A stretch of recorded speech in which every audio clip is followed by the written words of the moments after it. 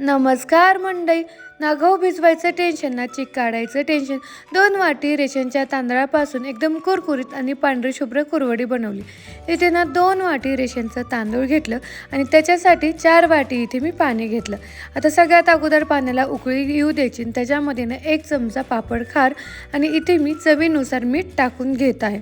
मीठ टाकलं की पाणीला उकळी आली की थोडं असं पीठ टाकून ना व्यवस्थित मिक्स करून घ्यायचं आहे.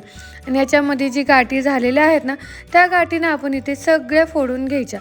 इथे गाठी मी सगळ्या फोडून घेत आहे आणि गाठी फुटला की लगेच आपण ना पुढची प्रोसेस करायची. पण गाठी फोडताना लक्षात ठेवा की गॅस ना बारीकच ठेवायचा. वरून पाणी शिंपडलं आणि इथे ना ताट झाकून ठेवायचं आहे.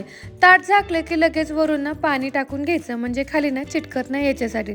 15 मिनिट ना वाफवून घेतलं. वाफवलं की लगेच याच्यामधल्या गाठी फोडून घ्यायच्या. एक ना भिजवलेला कपडा घ्यायचा, त्याच्यामध्ये हे सगळं पीठ टाकून ना व्यवस्थित असं 15 मिनिट ना मळून घ्यायचं. जसं आपण चपात्याचं पीठ मळून घेतो ना तशाच प्रमाणे इथे ना मी त्या पिठावर कपडा झाकून ठेवला, कारण पीठ गरम राहावं म्हणून. आणि व्यवस्थित मळलं ना की आपली कुरवडी छान अशी होती, तुटत बिलकुल नाही.